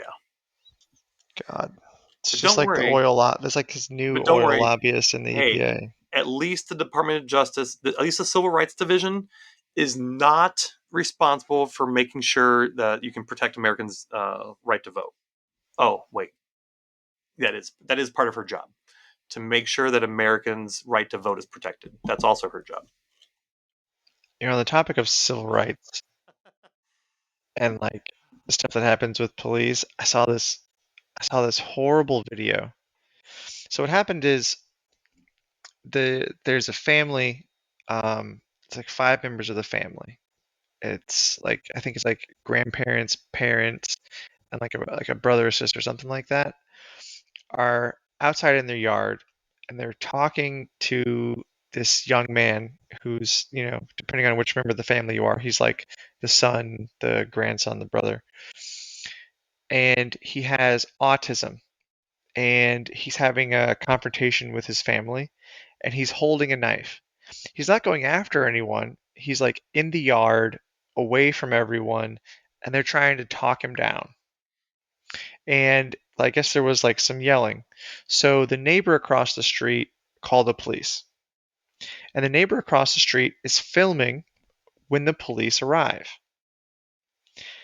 The police get there, and within 14 seconds, they're they're you watch the guy, like the car pulls up, the cop gets out of the car, he starts running over towards, like, there's a fence around the yard, like a metal like a chicken wire fence, okay, like a 4 foot high chicken wire fence, and they run over there. He's immediately unholstering his gun. Okay, this kid is on the other side of the fence holding a knife, and he gets up and he like takes a step towards them, and it's 14 seconds from the time they arrive to the time they start shooting, and they unload 9 bullets into this kid, shoot him 9 times. They each of them unloads all their clips, but they shoot him 9 times. He doesn't die. He was still alive, at least at the time of the video. But it's just, you know, it's horrific. Just existing as a brown person and having the cops called against you. Well, Harmeet Dillon's on the case. I'm sure. I'm sure she will care.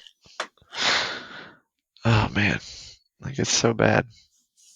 Hmm.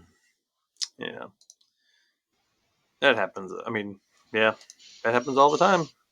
Sad. It'd be nice if we had a Department of Justice that would, uh, what do they call the Hold group? these officers to account. Like he's on the other side of the fence with a knife. You know what I mean? Like he's not throwing the knife at them. He's not jumping over the fence. He doesn't have a gun. And like he's probably standing up and brandishing the knife to get them to back away because they're running at him with guns and screaming at him. It's just like it's Consent just decree. heartbreaking. Like I remember it was like sometime in this past week where I spent like a couple hours just like scrolling through the news, just like waiting until I had like, like I'm like at some point I'll have gone through and seen everything. Or I've seen all the new stuff. And for 2 hours, it was just new horrible thing after new horrible thing. And it's like it's so emotionally heavy to have that experience where like everything is something that endangers a loved one, you know, might mean that like my wife's immigration status is going to be, you know, switch a switch is flipped, and you know she's going to have to leave the country. Maybe I'm going to have to leave the country. You know, uh, it's just so many. It's just so many like heartbreaking and terrifying things to take in. And it's this difficult situation because the more you look, the more you will find because it's this like flood. Like I was gonna say, it's a shotgun blast, but it's not even. It's like it is a flood. It's just a torrential downpour of just awful news Mm-hmm. there every day. Mm-hmm. And if you have any empathy at all, it's really hard to like to take that in and not have it boil over into rage or make you sad or Mm-hmm. become this like feast of apathy. I'm not apathetic about it. I don't see how people can be apathetic about it. I don't. I don't. I can't get that. I just get mad and I get sad and you get worried and you get angry. I mean, but I mean, you start to feel powerless. You start to feel like, you know, if it was one thing, yeah, if it's George Floyd, okay, we can march. I can talk about George Floyd. We can try to talk about police reform. We have this one problem. We can get everyone behind this issue. We can talk about the reforms that we need. We can see the problem clearly, and we can talk about what we want to do to it. But with this, it's so many things that affect so many different people in so many different ways that it's like I was thinking about it, and I was like, okay, let's just say that I wanted to fact check these things. It took me like I literally just went through for 2 hours and was like, oh, this is newsworthy. This is worth talking about. This is worth being upset about. This is worth caring about. If I went back and like tried to fact check all those things, like there's not enough time in the day even to just, parse reality without trusting certain sources and trusting the algorithm. yeah. Let alone, you know, trying to pick which one of these things is important enough to try to rally behind and organize behind and like drill down into a concise message with actionable steps and like a plan and then try to get people behind that. Like it's an overwhelming task, which I yeah, which I know is the point, you know. But that's where the apathy comes in, where it's just like there are like you look at it and you're like, even if I put all my time into this, there's not enough hours in the day to do what I think would need to happen to make a dent. yeah. I mean, of course, you do what you can, you Mm-hmm. protest where you can, you donate where you can, have the conversations with your family that you can have, you share things with your friends and your coworkers and, that person who you haven't talked to in a while because they were getting a little Trumpy on social media, you do the things that you can because it's the same thing is true in reverse, where if it's a if it's a flood of things that are bad, you can respond with like, you know, your own trickle of things that are good. And if enough people are doing the same thing, then it becomes a flood in the other direction. There are more. What's the Hakeem Jeffries quote where it's like the power of the people is greater than the power of the people in power or something like that. I I don't know that one, but sounds good. Sounds right. it was in one of his. It was in him talking about having done the filibuster. I saw him say say this. And I think it's like part of like a set of lines because I think I saw it in a couple different speeches from him on social media, different places. But Yeah. Hmm. yeah, Anyway, that's all you can do, though, man. And actually, this is actually there's a Sarah Longwell as the Bulwark.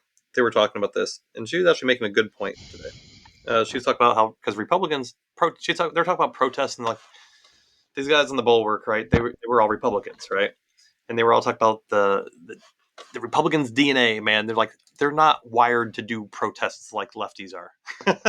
They generally aren't. Usually they were brought up they didn't do protests and things like that, right? Just like yeah, like old school conservatives, man. They never really protested. They'd grumble or whatever, but they didn't go out and protest stuff, And that was something like the lefties did, right? And she's talking about how people being snatched up and how and they keep making the jokes like, hey, unless you're a foreigner or a foreign born person or a lawyer for a foreign born person, so far doesn't seem that they're rounding up podcasters yet. I mean, they were making jokes about that, but it's not really funny, but it is funny. And she was saying, she's like, you know what though? Honestly, the average Joe, the average just middle of the, just random person on the street, the average person, right, has more power than one of these CEO people, right? More power than these immigrants for sure, right? Because like talk about like some rich CEO person, right? Some really big millionaire, billionaire, something happens to him, right? The government goes after him. Nobody really cares. Oh, fucking CEO prick. You know what I mean? Right? hmm People aren't going to get all up in an uproar to save, the president of Goldman Sachs or something, right? Right. But if it's just an average, normal, run of the mill, person who's just working as a family, right? And something happens, like an American citizen, just a normal, I'm working 9 to 5 job, whatever, and I'm just doing this, and the government starts doing something depriving them of their rights or something like that, liberty, right? And just there's and something happens, that becomes a bigger story. You know what I mean? hmm And more people will care about an average Joe person, and just an average nobody who is, getting strong armed by the government than if it was to happen to some foreigner, an other person, right? Somebody you hmm can't say, oh, they're an illegal immigrant or whatever, right? Or some really rich person or a celebrity. There's always that schadenfreude. People like when something bad happens to those people. I mean, just think about Luigi, right? hmm Off the guy, nobody gives a shit about the guy who ran a health insurance company, right? No one cared about him. More people are care about Luigi, and he's the guy who killed the guy. hmm So, and she's like, you have way more power as just an average person. Go out and demonstrate. And honestly, and you talk about like the first time, like they want to try to silence people. These law firms are going to try to get everybody to quash dissent as much as possible to get people to not speak out. Because if people are doing things and speaking out, that makes them look bad. That gets news, right? And you can't just send in police and round up a bunch of citizen normal people, right? It looks hmm bad and everything else. So he's like, you have more power as an average person than if you were like a rich CEO. I think that's a good take. Yeah, I like that. Mm-hmm. So All right, let's bring it home. What could go right, and or um, what do you predict will happen next? what could go right? Well, I actually, and I think I put it in the comments there that Jake Bro podcast I was watching, and hmm so credit to him. And this is like an idea he's floating that could happen. And I was like, holy shit, that's actually a really good, what good could happen. Because Trump, with all these tariffs and everything else and crashing the world economy, right? And all the bonds, right? Remember, Japan and South Korea looking into doing deals with China, Canada and the EU looking to go around and cut out the US. A lot of countries are looking to ass out the U.S. Right, hmm and a lot of people are looking towards China. Now, everybody in the world pretty much agrees that China is a fucking bad actor when it comes to trade, right? They really do manipulate the currency. They undervalue it. They do all kinds of little things. They really do steal companies' intellectual property. They really are awful. I mean, they are terrible at this. They really do steal everybody else's shit and then just try to make their fucking Uyghur slaves, make it for free, and make a lot of money on it. I mean, they do this shit, right? So Mm-hmm. one of the things about the tariffs, and now it's up to 145%. That's essentially like a fucking trade embargo, right? Now, with that happening, right? And when you look at what's in Ukraine, right? They had more Chinese nationals, right, who are getting caught by Ukraine, right? Mm-hmm. Um, yeah, China's not in the best position for things, right? I mean, they want to do a deal with Europe, right? China wants to get out of the US. US, I mean, shit, you can't do trade with the US right now with 145% tariffs back and forth. You know what I mean? So they Mm-hmm. want to do a deal with the EU. EU wants to stop Russia, right? China pretended to want to try to be a neutral party in the Ukrainian-Russian war, right? Russia's economy is fucking cratering because one of the unintended consequences is the oil price is crashing and Russia's losing a lot of money. The only thing keeping Russia going is all of these drones and from China, all the military hardware they're getting from China, right? Like I'm talking about like Kevlar and guns. That's all China stuff, right? Um, Mm-hmm. all of the little motorcycles and fucking golf carts and everything that's not a mule that they're driving down coming from China, right? And China needs to get around trade with the US. They need a big trading partner. And Europe is really pissed at the US, and everybody wants to have another way out. So, what could go right?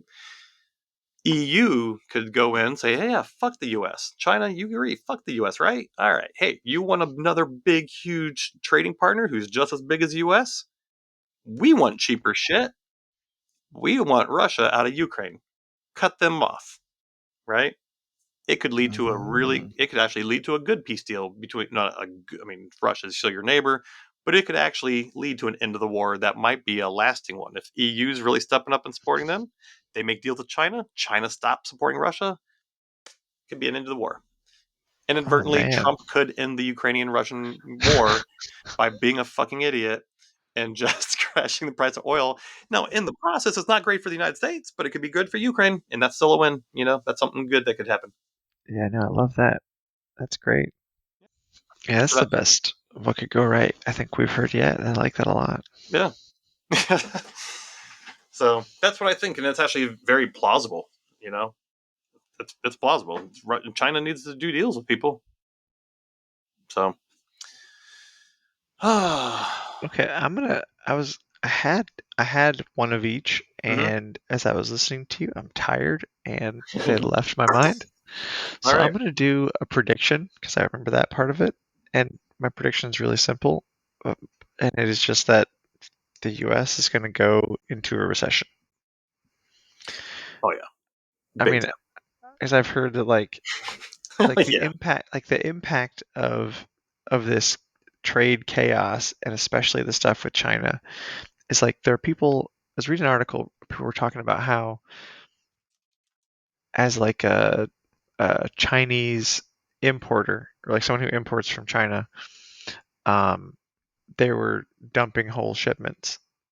Like they're just like giving it away so they don't have to pay the tariff to the shipping company. Like, oh, just send it anywhere else, sell it to India. We don't care. Like, just don't bring it here. And the number of shipping containers that like this one company was doing, like they were doing, um, it was like 40 to 50 a day or 40 to 50 a week that they were handling, this one particular company, and their orders are down to two or three, or from Mhm. 40 or 50 over, whether it was day or week, to two or three over the same time span. So like the imports have dropped off a cliff, and they were like, look, the impact of this is to like everyone's trying to like find somewhere else to like send their goods, and people are just like not trying to do this at all because you don't know what the tariffs are going to be. And the importers are kind of in this fucked either way situation where, like, well, if you import it now, there's 100% tariffs.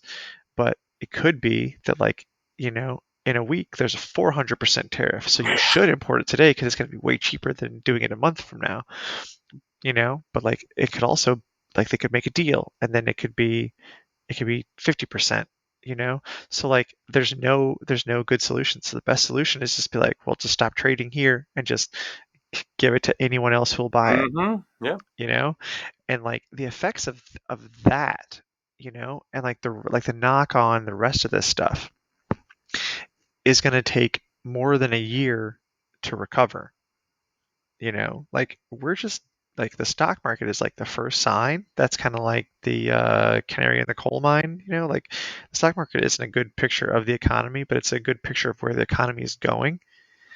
And, like when this volatility hits us, when couches start to cost more, when Nikes cost $400 instead of 150, when couches cost $2,000 instead of 1,200, et cetera, et cetera, et cetera.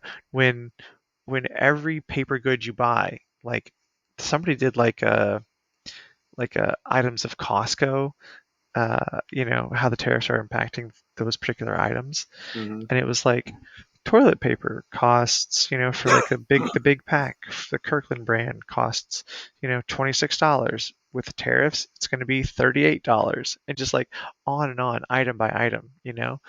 Um, when everybody starts getting squeezed, and no one's all these pieces of business are shutting off and shutting down, and, like, when all of this hits at the same time, we're definitely going to go into a recession, and it's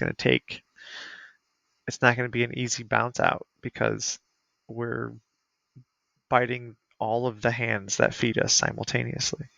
Yeah. And just by the way, we're recording this on the 10th at 11 o'clock at night. It's now 11 o'clock at night. Mm-hmm. And so just because it's be a week away, and we're not going to talk about this in a week, or we might still be talking about it. But apparently, like today, uh, stocks, bonds, everything else, it tumbled again today. And we talked about the recession, to your point about the chance of recession. Mm-hmm. Everybody's up in the odds. Goldman Sachs says 65% chance of recession. JP Morgan Chase said 60% chance of recession. The U.S. Treasuries bonds that we were talking about earlier, dropped like a rock again today. The Swiss franc is at a 10-year high against the U.S. dollar. They're pulling money out of the U.S. and putting it into Switzerland. And yeah. Oh my god, we didn't even get to the point in the beginning. So, like, because of we got sidetracked. But as you were saying before we started recording, the the Oh yeah. effect the The effect of the bonds yeah the effect of being the being bonds, dropped was that it the raises price your went up. interest So rates. our interest rate went up, and when the interest rate on $36 trillion of loans goes up by 0.5%, that costs you a couple hundred billion, somewhere in the, like, 2 to 300 billion dollar Interest range. Yeah, on their in, debt. in additional We're interest, all not total, but correct. additional Yeah, we're interest. already paying. Was it 500 billion? Is it 500 Yeah. billion? I think we pay. Yeah, we already pay like $500 billion a year on interest on our debt. Just So his interest. We're not paying so down the debt. We keep increasing the debt. Remember, the first time around, Trump increased the debt by $9 trillion. Right now, they're already set to increase the debt by $6 trillion a year. 5.7, and whatever it is. and Five. just from the one day of his Mm-hmm. fuckery, That was $200 billion now a year more in interest. $200 billion a year more in interest. That's $700 billion a year that we are paying the minimum on our credit card. Not even the minimum. It's That just is paying the interest. Not even the that's minimum. I mean, when you make a that's minimum payment on your credit card, you are paying down interest and a portion of the principal. We are not even getting the principal. We are just paying $700 billion on only interest, and we are not touching the principal. We just keep adding to the debt of the principal. and what do we spend on defense? 800 or 900 billion dollars. $900 billion. So we're almost getting a U.S. military's worth of interest. Uh, just to give you an idea, Brutal. what is the economy of Russia? What is their entire GDP of Russia? Let's see. Uh, 2.1 trillion. So in other words, we are paying the interest on our debt is less than half, more than a third of the entire GDP of Russia. Wow. Just interest. Wow. So 5.7 near $5 trillion tax cut to the rich. We could just pay down our debt. We could just not do that, and we could be debt free in 7 years. And then we have another $700 billion a year that we could raise another army the size of our own army. We could conquer Greenland and everybody else at the same time. But that second $700 billion we're spending, whatever. That's wild that we could just pay our debt off in 7 years. Yeah, I mean, But yeah, we're we just would. like, We easily could. man. I mean, maybe not seven, maybe, well, yeah, it would be seven. 5 trillion a year times 7 years. That's 35 trillion. Okay. Be a little bit more, a year or so more, you know what I mean? But yeah, 7, 8 years, we could be debt free just by not giving that $5 trillion a year tax cut to the rich. I mean, that is under the assumption that there's no Yeah, I know. World War III or COVID 2.0 Yeah, but or here's the thing: etc. that's why this whole Doge shit is also such a crock of shit. There's so much. Our economy is. It was why I told you that like a couple weeks ago. I'm like, really, the debt doesn't really matter. It's just your ability to pay off the debt. Our ability to pay off the debt. Our economy is so massive. If we actually made the decision that we're going to pay the shit off, we're just not going to give a $5 trillion tax cut. We're just going to make a $5 trillion a year payment on our debts. We could be out of debt, no Hmm. problem. You know what I mean? It's Hmm. just you have to have the will to do it. You know. Hmm. But that's a lot of money that we blow. And why would you even need Doge I mean, we all know it's not full shit, but Americans talk about waste, fraud, abuse, waste, and wasting money. What's more wasteful than spending $700 billion a year to get absolutely nothing at all? We're not even talking about a really overpaid state employee because he's the head coach of the best basketball team ever. Okay. At least you're getting Hmm. something out of it. You're getting a good basketball team, right? I mean, you are getting literally nothing out of just paying interest on a debt that you could be clear of in a few years. Yeah, whatever. Yeah, that's wild. That is wild. Yeah, but that's it. You know, uh, you know. Any other last things? Anything we wanted to wrap up with? You were getting Mm, tired. Oh, Laura Loomer. Yeah, just crazy Laura Loomer. Just yeah, it doesn't really matter. It's just another psycho. I mean, shit. He listened to crazy people before. Laura Loomer is kind of crazy, and she's probably banging him for whatever, And she just thought. She said the people in the National Security Council, right?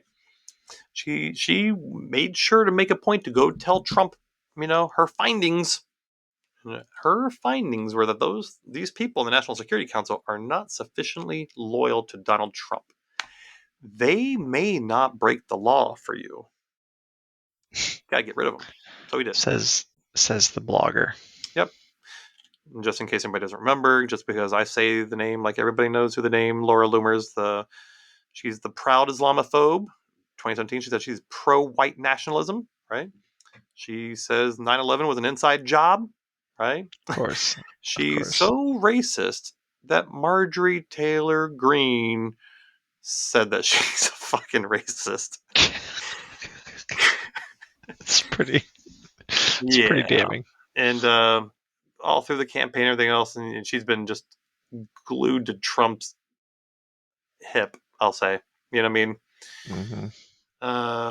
Yeah, when they went to the Well, I mean, 9/11 memorial service, Melania's not fucking him. she's the one he took to the 9/11 memorial service, right?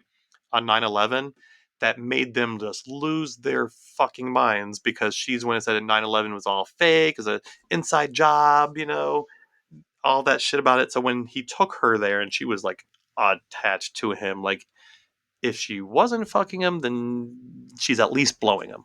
You know what I mean? She was like grabbing on him and sticking her tits up on him, and for pictures, and like, I mean, yeah, wow. Wow.